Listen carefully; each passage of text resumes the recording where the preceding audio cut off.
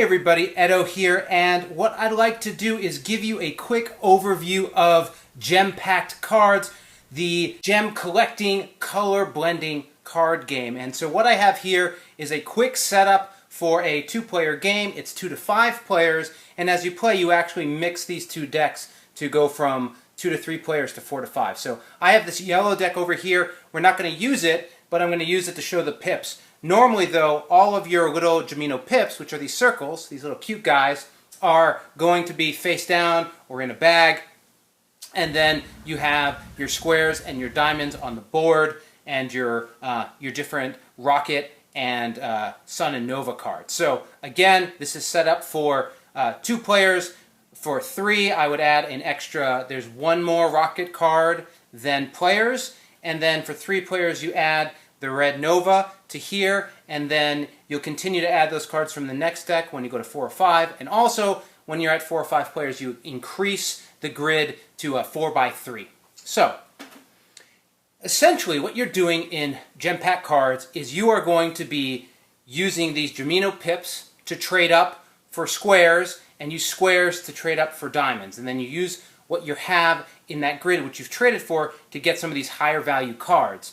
Now, the pips aren't worth anything. They are saved as tiebreakers, but not worth anything on their own. And you are going to be drawing 2 pips at the start of your turn. So when your turn starts, you're going to draw 2, and then you're going to start using those while you play. Now, when you've run out of pips, when the last pips are drawn, that player gets to finish that turn, and then each other player gets another turn. That signals the end of the game.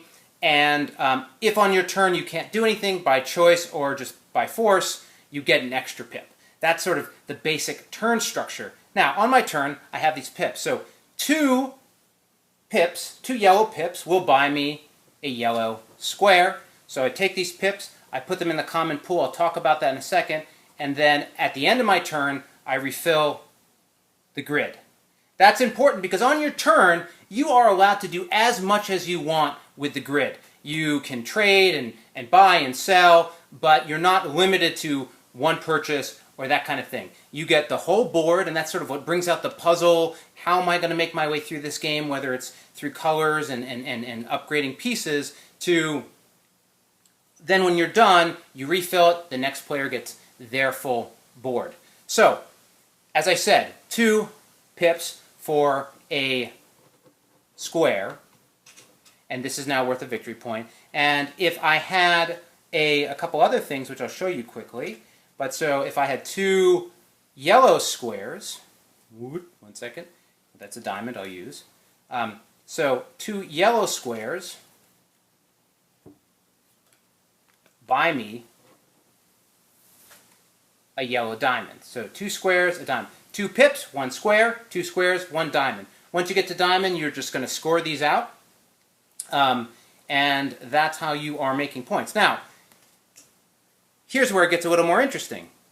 So this game uses primary colors, yellow, red, and blue, and then secondary colors, green, purple, and orange. And this is the paint color spectrum, not the light color spectrum. So when you are combining these colors, when you add, for example, yellow and red, you are going to get orange. So let's talk about orange. So 2 orange pips buys me an orange square.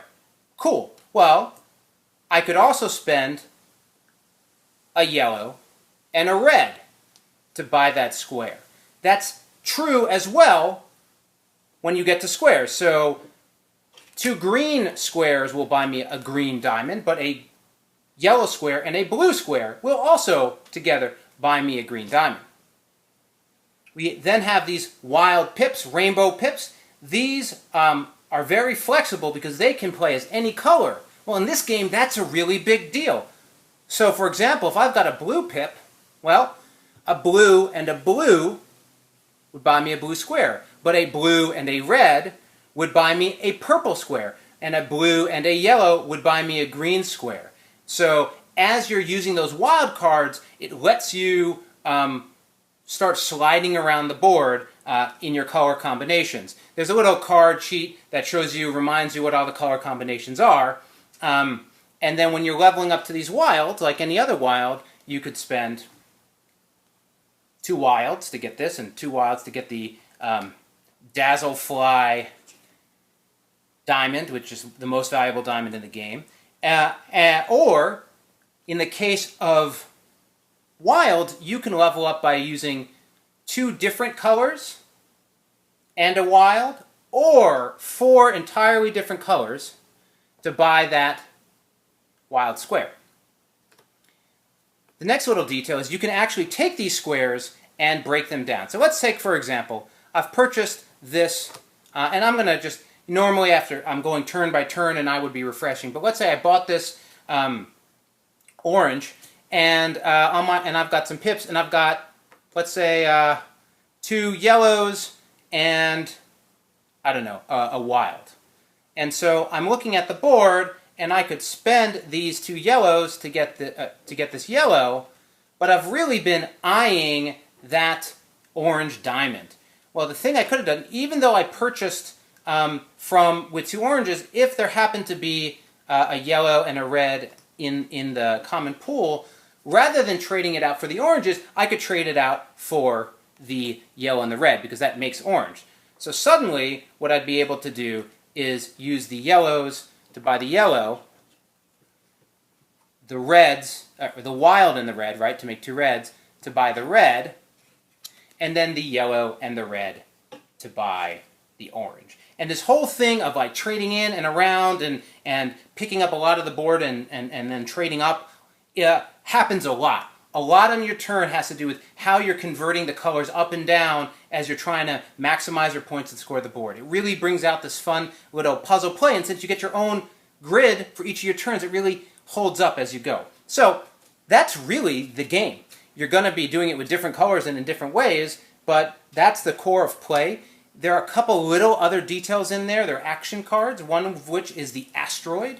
All Geminos come from an asteroid at some point or another, and so if this is played onto the board, somebody deals it, everyone, in the case of a 2, they have different numbers, gets 2 pips, and then after it's done, you refill it, and you put back, you replace it to finish your board, and then you have the Chomet. He's in here somewhere. So the Chomet gets played to the board, and then each player selects a card in his vicinity to feed to him. This is a way to sort of stop another player from doing something that might otherwise be, get rid of that orange that you knew I was going to go for, that kind of thing. It's fast. It's got this real pleasant play of, again, thinking about the colors and not only thinking about what they can make, but what they can break down into and what those can make. And plays in 20 minutes. It scales well as we bring in more players, and I think you'll love it. So that's a quick overview of how to play. There are other little nuances in there, and like when a board refreshes and that kind of thing, but those are in the rules. This was really meant to just be an introduction, so check it out. Thanks. Bye.